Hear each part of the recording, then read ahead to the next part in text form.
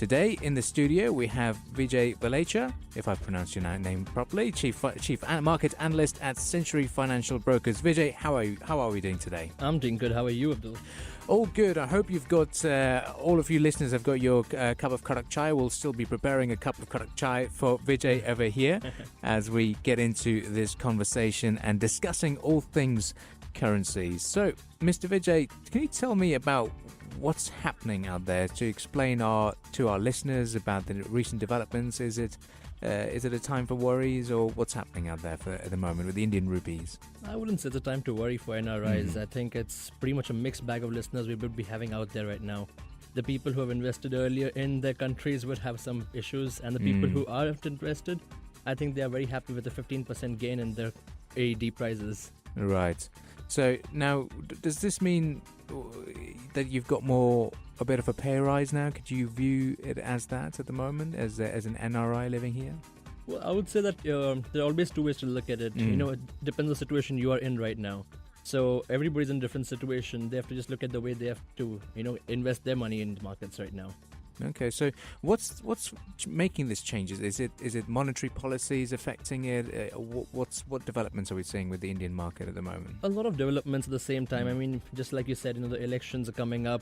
In fact, we have the major elections coming next year, but we have a lot of northern states elections this year. Those really impact the rupee, as well as, of course, crude prices touching 85, the biggest import for both the countries, in fact, India and Pakistan. That really impacts the rupee's imports. Along with that, of course, we actually expected a RBI rate hike policy to come in the 5th of October, and the RBI decided not to intervene and not to really increase the interest rates. Okay, so now we've seen the Reserve Bank of India Governor Urjit Patel's comments on Friday that the rupee's drop is moderate in comparison to emerging market peers, and that the central bank does not have any target with it. So how much do these comments make a difference to the economic situation and the general sentiment of investors? Well, I'd say the sentiment is still bad for the Indian rupee. It's not that it's improving by any means. But it is a statement which is not not wrong by any means also. So because we have seen the Turkish lira depreciate by 60% this year. We have seen the South African rand depreciate 15%. We have seen the Russian ruble also depreciate 17%. So it's actually all of the emerging markets which are currency depreciating. Okay, so now the general mood within the sector over here, general expats, everyday workers over here will be saying the market conditions really bad. We're all collapsing over here. So how would we calm their nerves to explain to them that, sabar kar lo, it's okay, that things are not really that bad? Well, first of all, to actually say that inflation rates in India are not going that high. The inflation is still below 4% in August. So that actually shows that, the rupee depreciation is not a bad sign for people living out here.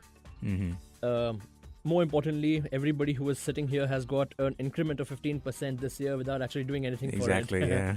I hope it's not an excuse for companies to not give increments. Hopefully not. Fingers crossed for them. So does that mean that now there's a good chance to invest in India and make new investments? Or is it, could you see it the other way?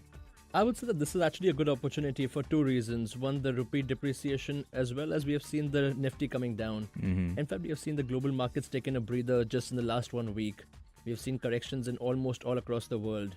So this could be a good time to get into the Indian markets, especially in the equity side.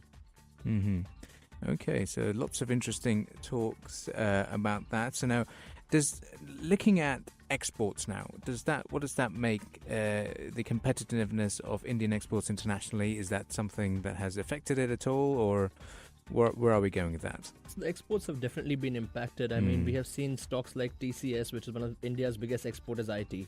So we have seen TCS go up 55% this year. Right. We have seen Infosys, another company which is IT export oriented, is also up 43% for the year. So yes, Indian exports have definitely been positively impacted by this. We have seen a lot of pharma companies, something like, the Dr. Reddy, Cipla. These companies have done really well this year only because of the price of the rupee depreciation. All right, so lots of news stories coming out from India at the moment. So if you'd like to have your questions sent to our guest today, you can do so by texting into 4215 if you're using a Etisalat, and 2022 if you are a Do subscriber. Up next, we have conversation related to the Pakistan economy and getting some more thoughts from our guest from Century Financial Brokers. Stay tuned to more conversation. Today is a little bit more serious chat on the Afternoon Karak, so make sure you've got a stronger cup of chai karak with you. This is Pulse 95.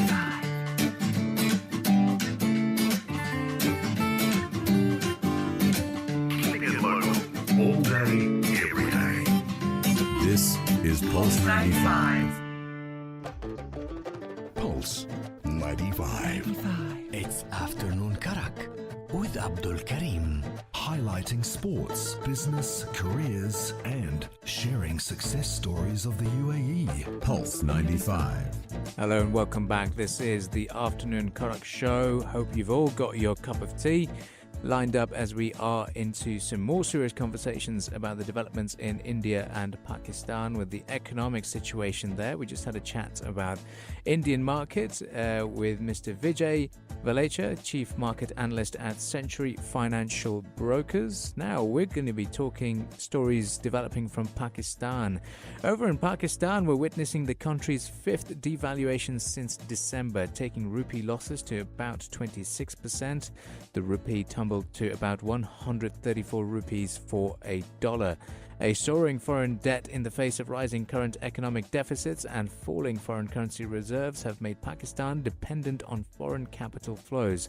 An assessment by the State Bank of Pakistan and the Ministry of Finance showed that Pakistan needed $11.7 billion to service its external debt in the current fiscal year 2018-19. To talk to us more about this development, we have Mr. Vijay Valecha, the Chief Market Analyst at the Century Financial Brokers. All right, Vijay, Pakistan now. Can we say this was all largely due to a delay in seeking the IMF bailout? Was Imran Khan wrong over there? Well, it's a government policy. You cannot say what is wrong and what is right. I mean, whether it be a bailout from China or the IMF, which one would have been better would obviously be something which they would have discussed in length. Taking hasty decisions obviously wouldn't have been the best move for them. But yes, this move was expected. The Pakistani rupee besides the rate policies, besides the banks, was actually trading 134, 135 last week as well. Right. So this hike was actually expected.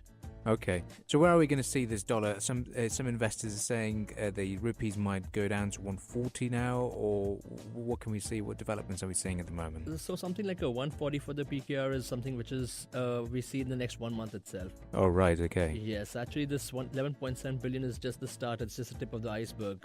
The number is going to get bigger from next year onwards. Okay, and the reason being for these foreign reserves and the increasing external debt is it because of the major projects, or is it is mismanagement, would you say? I would say it's a mixture of both. It's actually mainly because of the crude oil imports again. Right. It impacts Pakistan equally as much as it impacts India. The crude oil is their biggest import as well. Crude touching 85 always puts a pressure on them.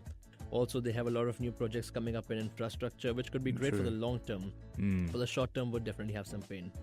Right. So yeah, we'll be talking about that as well. So, would you say that the CPEC project is now facing a bit of a threat with the new developments, and obviously to fund this infrastructure projects, you need a lot of crude oil being imported as well. So, are we seeing that these projects may be halted, or would they just would they be cancelled? I would think these projects are not going to be cancelled. They're really important ones for the country. So we could see some delays, but I don't think we should be seeing a halt in the projects. Yeah, so if we're talking about the projects, the $62 billion worth of projects with the China-Pakistan economic corridor as well. So now, what's happened now with the situation, from what I understand and what we understand, is that it leaves Imran Khan with two choices. One is to cancel the Chinese projects to save the funds. The other choice for Khan is to reschedule the country's debt to China. So how much can China once again be the savior for the Pakistani government, and where do we see this relationship growing? Well, China's already started taking steps for the devaluation of their own currency. So we have seen the Chinese yuan depreciate in the last 10 days alone by almost 8%. So that clearly shows that they were trying to print more so that they can actually bail out these countries. True. So once again, arriving into the rescue of these countries as well. So now, October 12 to 14, we'll have the meeting between IMF and the World Bank and the Pakistan finance minister, Asad Umar, and they said that they'll start the initial talks for the bailout package. So where can we see these talks leading, and what can we see being developed? Well, IMF has never been a good or an easy institution to deal with. They have really strict policies when they're lending. So yes, we will see some really hard talks on that time. We should see a lot of volatility in the Pakistani rupee during that time. Right. So I know usually the IMF, the policies that they tend to implement, and Imran Khan wants to become an Islamic welfare state. He wants to increase the expenditure there. So is that going to be a challenging time, do you think, for his government and the investor sentiment and the public mood that had been elevated as soon as he became Prime Minister? I think it always was a tough time for him to come in because he's coming after kind of an oligopoly of governments. True. So he is coming, and I think he can also be looking at different options for bailouts, like from the Saudi government or from UAE itself. True. So now, for the Pakistani citizens out here, is this something that they should be concerned about? Is this time to sell off their investments, or is it more of a time to say, okay, let's buy more property, that we've got a bit of a pay rise again? Well, I wouldn't say you should be selling off your investments, but buying property at the moment would not be the most ideal thing. Right. It's probably time to wait for a little bit of small dip and, look at investments right now for investing 3 months from now. Right, so you think that in 3 months' time that things might be slightly improving? Yes, absolutely. Okay, so lots of positive thoughts on the Pakistan economy over there. We'll be talking about the impact on the Pakistani and Indian expats living here in the UAE in the next segment. So stay tuned, and you're listening to the Afternoon Karak with a little bit more of a spicy touch with some business talk today. So this is the Afternoon Karak. This is Pulse 95. Pulse 95.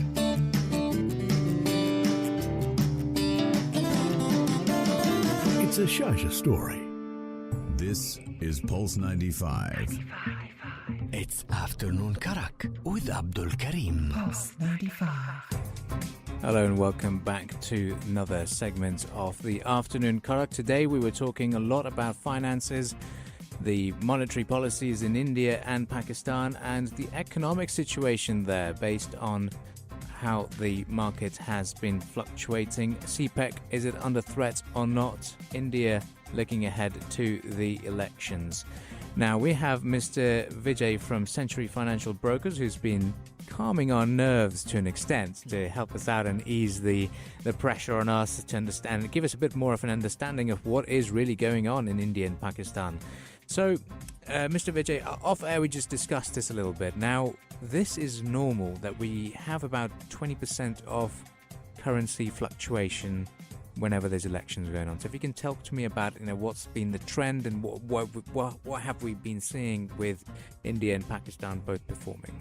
So in both the countries, we've actually seen that just before elections, we see a 20% depreciation of their respective rupees.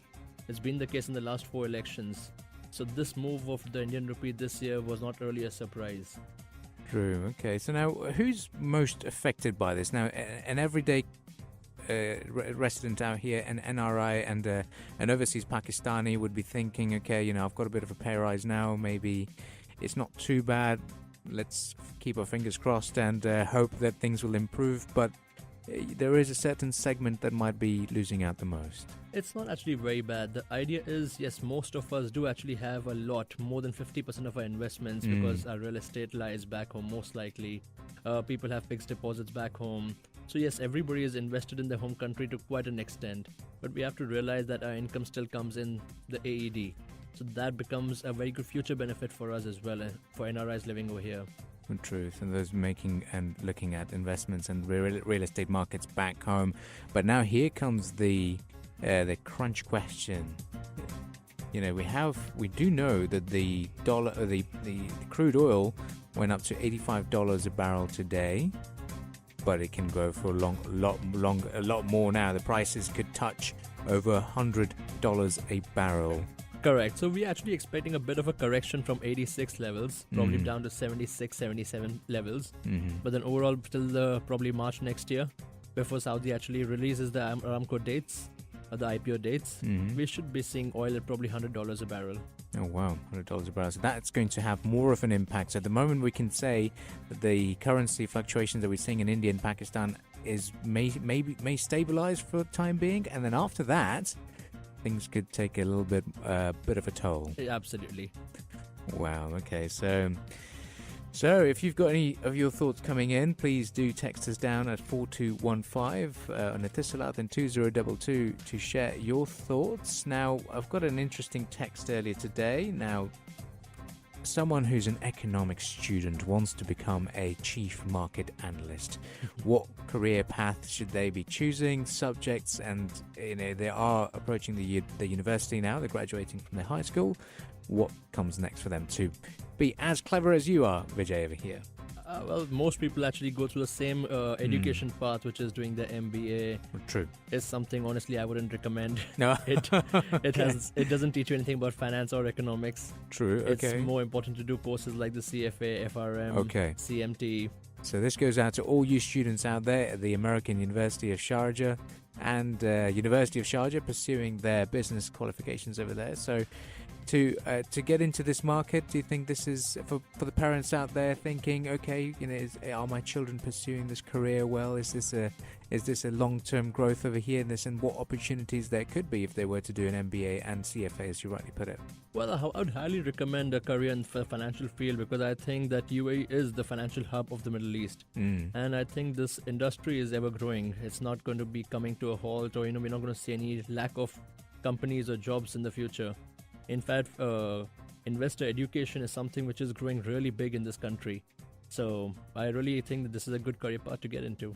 True. Okay, so another question that came through earlier today was about financial planning. And, if you are earning, let's say, about 4,000 dirhams a month, 5,000 dirhams a month, and looking at the currency fluctuations in India and Pakistan, does that now give them an opportunity to manage their finances a little bit better here? And, what advice would you give to the NRIs and overseas Pakistanis living out here? Well, most people who are actually living over here, and especially in UAE, are people who don't really want to go back very soon.